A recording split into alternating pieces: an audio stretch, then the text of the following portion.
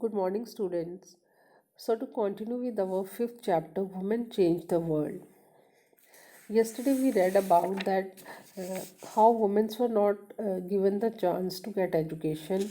We read about Ramabai, uh, who was given the title of Pandita. She set up a mission in Khedagaon in Pune, where she gave opportunities to the women to be independent and to read and write. This mission is still active today. Now, in second example, we'll read about Rasa Sundri Devi. She was born in West Bengal some 2000 years ago. At the age of 60, she wrote her autobiography. तो autobiography लिखी गई आशा सुंदरी देवी के द्वारा। हर book titled अमार जीवन। तो उनकी autobiography का क्या नाम था? अमार जीवन। अमार जीवन मीन मेरा जीवन, my life. So it is the first autobiography written by an Indian women. तो ये जो राशा सुंदरी द्वारा लिखी गई, इसको फर्स्ट ऑटोबायोग्राफी आपको पता है, जो अपने जीवन के बारे में लिखी गई होती है। तो उसमें वो लिखती है कि she was a house wife of a rich landlords family. तो बहुत अच्छी फैमिली से थी वो। At that time, it was believed that if women learned to read and write, she would bring bad luck to her husband and become a widow.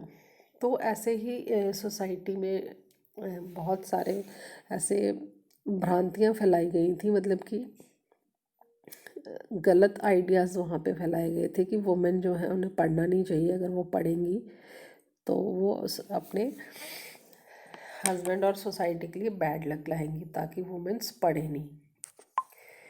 फिर she taught herself how to read and write in secret. तो उन्होंने बहुत ही चोरी छिपे पढ़ाई की, और वो अपने बारे में अमार जीवन, जो उनकी ऑटोबायोग्राफी है, उसमें अपने बारे में लिखती हैं कि I would start working at dawn and I would still be at it until well beyond midnight. कि मैं सबसे पहले सुबह उठ के काम शुरू करती थी और आधी रात तक मेरा काम ख़त्म नहीं होता था, और मुझे कोई रेस्ट नहीं मिलती थी। She was 14 years of age at that time. I came to nurture a great longing. I would learn to read and I would read a religious manuscript. कि उन्होंने खुद ही पढ़ना लिखना सीखा और उन्होंने एक रिलीजियस मैनूस्क्रिप्ट पढ़ी।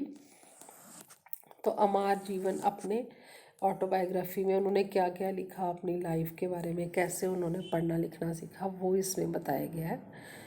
तो वो बोलती हैं कि उन्होंने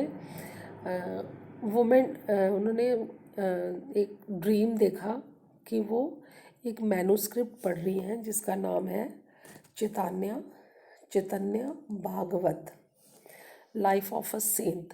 तो वो उनको एक ड्रीम आया, एक सपना आया, और वो सपना उनका सच हो गया कि उनके जो हस्बैंड थे वो वही सेम बुक लाते हैं और वो अपने बेटे को उसको संभाल के रखने के लिए बोलते हैं। तो फिर वो क्या करती हैं, वो secretly she took out the page and hide it carefully. तो वो उसका एक एक पेज, मैनूस्क्रिप्ट होती है वो, बुक की तरह प्रिंटेड तो होती नहीं है, वो एक एक सेपरेट पेज होता है उसमें। तो वो एक एक पेज चोरी चोरी निकाल के पढ़ती थी। अब पढ़ना तो उनको अभी आता नहीं था, तो उनका जो बेटा था, एल्डेस्ट सन, तो वो अभी पढ़ना लिखना, अल्फ़ाबेट्स लिखना सीख रहा था। तो वो क्या करती थी कि एक अल्फ़ाबेट वहाँ से देखती थी कि ये इस अल्फ़ाबेट का ये मीनिंग है, और फिर वही अल्फ़ाबेट वो बुक में ढूंढती थी। तो इस तरह से एक एक अल्फ़ाबेट को जोड़ जोड़ के उन्होंने पढ़ना सीखा और ख़ुद पढ़ना सीखा। तो अब सोचो कि एक लेडी के लिए इस तरह से एक छोटे बच्चे की बुक लेके उसमें फर्स्ट सेकंड लेवल के अल्फ़ाबेट्स सीखना, और फिर उन अल्फ़ाबेट्स को जोड़ के एक मैनूस्क्रिप्ट पढ़ना कितना डिफ़िकल्ट काम था। तो अब उनकी चाहत थी कि उन्होंने वो चीज़ सीखना चाहते थे वो।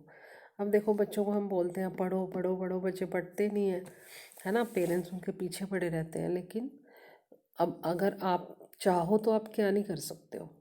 जैसे उसको पढ़ना नहीं आता था, तब भी उसने कोशिश कर कर के एक इतनी बड़ी मैनूस्क्रिप्ट्स पढ़ी। तो जिस मैन्युस्क्रिप्ट का क्या नाम था, चैतन्य Bhagavat. Though her own writing, she also gave the world an opportunity to read about women's life in those days. तो ऑटोबायोग्राफी से हमें पता चलता है कि जो वुमेन की लाइफ थी वो कितनी टफ थी उस टाइम पे। हर रोज़ उनको कितनी स्ट्रगल करनी पड़ती थी, कोई खाने का टाइम नहीं होता था, कुछ नहीं होता था। तो इस ऑटोबायोग्राफी से हमें रासा सुंदरी देवी के बारे में पता चलता है कि how womens have to struggle, how hard they have to struggle to get education in those days. Now here they have given the example of another woman. Her name was Rokeya Sakhawat Hussain. So she was also born in a rich family, and she owned a lot of land. बहुत rich family से थी. Though she knew how to read and write Urdu. देखो वो Muslim family से थी, तो Muslims में mostly Urdu language को ज़्यादा प्रेफरेंस दी जाती है। But she was stopped from learning Bangla and English. तो लेकिन वो बंगाल से थी, तो उनको बांग्ला और इंग्लिश नहीं पढ़ने दी जाती थी।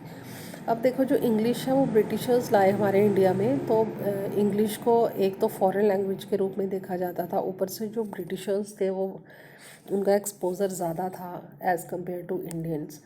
तो वेस्टर्न कल्चर था, तो हमारे इंडियंस ये सोचते थे कि अगर इंग्लिश पढ़ेंगे तो वो वेस्टर्न कल्चर को का एक्सपोज़र मिलेगा लेडीज़ को, हमारे इंडिया में वुमेंस को, तो वो उनकी बिहेवियर ठीक नहीं होगा, वो भी वैसे ही बिहेव करेंगी जैसे वेस्टर्न कल्चर में वुमेन करती हैं।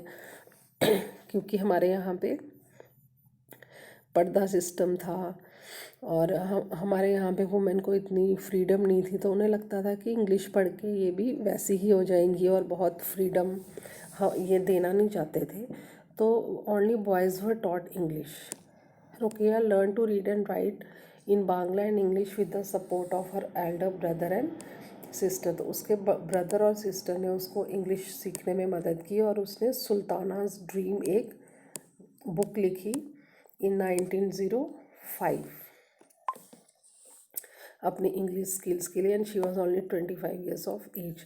तो उस सुल्तानाज ड्रीम में वो क्या लिखती है कि एक सुल्ताना जो है लेडी है, वो ड्रीम देख रही है कि जो वुमेन है वो कंट्रोल कर रही हैं रेन को, क्लाउड्स को एंड फ्लाइंग एयर कार्स, और वुमेन्स एयर में उड़ने वाली कार्स को उड़ा रही हैं। और जो मैन है हैड बीन सेंड टू सेक्लेशन, मतलब कि उनको अलग से सेपरेट कर दिया गया है, और उनकी जो अग्रेसिव गन्स यूज़ करते हैं वेपन्स, उनको डिफीट किया गया मैन को by the brain power of women की औरतें इतनी एडवांस हो गई हैं कि मैन उनसे पीछे हो गए हैं, पिछड़ गए हैं। तो ये सुल्ताना का एक ड्रीम था, तो ये उन्होंने अपनी बुक में लिखा था। एक कैरेक्टर था उसमें Sultana. As Sultana travels in lady land with sister Sara, she awakens to realize that she was only dreaming. तो अपनी इस बुक में वो इस तरह का ड्रीम देखती हैं कि वुमेन बहुत आगे चल के वुमेन्स को इतनी फ्रीडम मिल गई है कि वो जो मन चाहे वो कर सकती हैं। तो as you can see Rokeya Sakhawat Hossain was dreaming of women flying planes and cars even before girls were being allowed to go to school.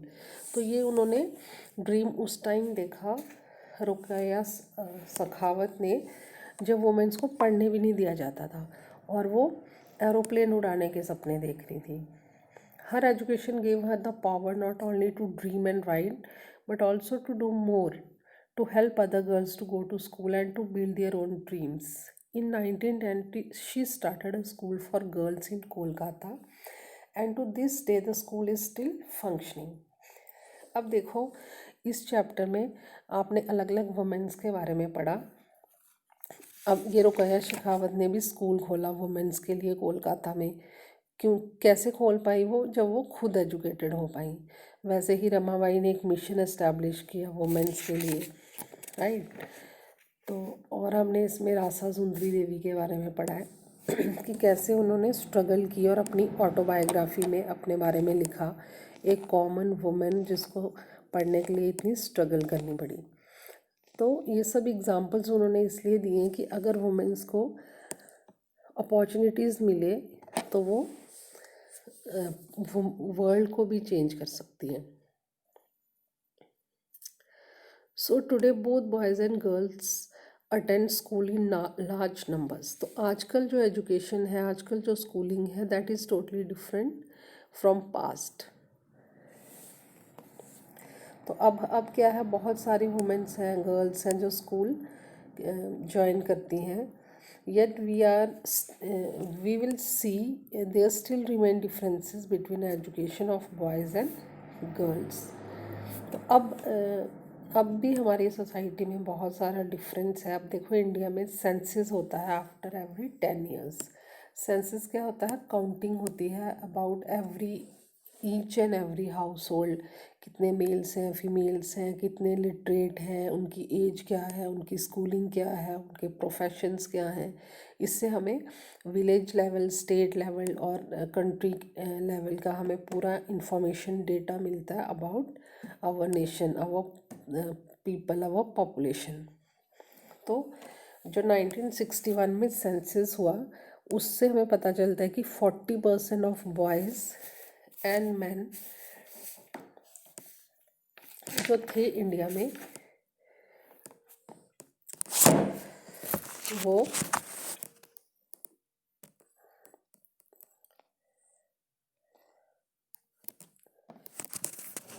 7 years old and above जो मैन थे वर लिटरेट। मतलब कि 7 साल से ऊपर जितने भी मेल्स थे 1961 में, वो कितने परसेंटेज थी उनकी, 40%। कि 40% इंडिया में अगर 100 मेल हैं तो उसमें से 40 मेल्स जो हैं above the 7 years of age are literate, mean पढ़े लिखे हैं। As compare to women and girls जो 15%, आई मीन 100 में से सिर्फ 15 जो गर्ल्स हैं 1961 में जो लिटरेट हैं। यानी कि बॉयज़ 40 हैं और गर्ल्स 15 हैं। तो बहुत सारा डिफरेंस हमें देखने को मिलता है कि इतने सारे बॉयज़ पढ़ते थे और बहुत कम वुमेन थी जिनको चांस मिलता था पढ़ने के लिए। In the most recent census of 2001, these figures have grown to 82% of boys and men. तो 2011 में जो सेंसस हुआ हमारे देश में, तो उसमें 82% ऑफ बॉयज़ एंड मैन की 100 में से 82 जो मैन हैं वो क्या है, लिटरेट है।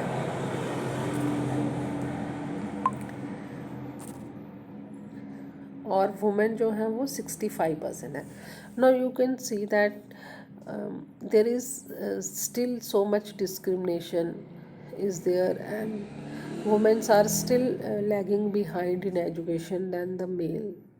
This means that proportion of both men and women who are able to read and write have at least some amount of schooling has increased.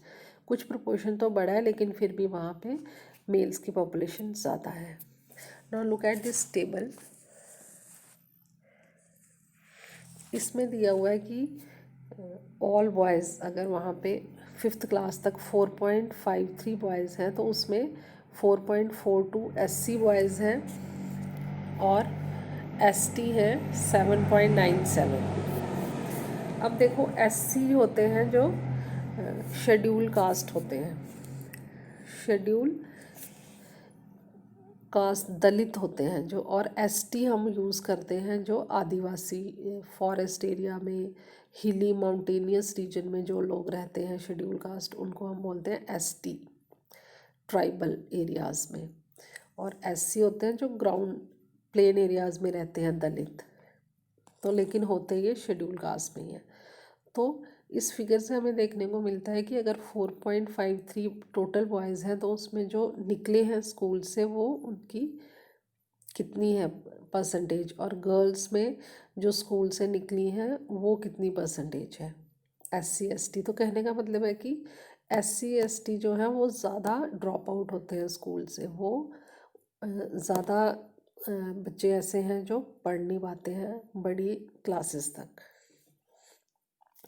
You have probably noticed in the above table that SC and ST girls leave school at a rate that is higher than a category of all girls. कि all girls में जो category है उसमें SC ST girls जो हैं वो ज़्यादा हैं जो ड्रॉप आउट होती हैं स्कूल से। This mean that girls who are from Dalit and Adivasi backgrounds are less likely to remain in school In 2011, census also found that Muslim girls are less likely than Dalit and Adivasi girls to complete primary school. देखो मुस्लिम girls जो हैं वो भी drop out होती हैं, लेकिन आदिवासी और दलित जो है वो ज़्यादा होती हैं. While a Muslim girl is likely to stay in school for around 3 years, girls from Adivasi communities spend around 4 years in school. कि अगर मुस्लिम गर्ल 3 इयर्स तक स्कूल में रहती है तो आदिवासी गर्ल्स 4, मतलब कि मुस्लिम गर्ल्स की भी बहुत है पॉपुलेशन जो ड्रॉप आउट होती है, और आदिवासी गर्ल्स की और भी है SC/STs की. तो इसके रीजंस क्या है? There are several reasons why children from Dalit, Adivasi, Muslim communities leave school. तो in many parts of the school, तो क्या reasons हैं आगे इन्होंने ये दिए हुए हैं. जैसे स्पेशली पुअर एरियाज़ है, रूरल एरियाज़ है, वहाँ पे प्रॉपर स्कूल्स नहीं है, टीचर्स नहीं है जो रेगुलर बेसिस पे आए, तो उसकी वजह से जो गर्ल्स हैं वो लोग उनको नहीं भेजते हैं, क्योंकि उन स्कूल जो है वो उनके घर के पास में नहीं है. इस वजह से लोग लड़कियों को दूर पढ़ने के लिए नहीं भेजते हैं.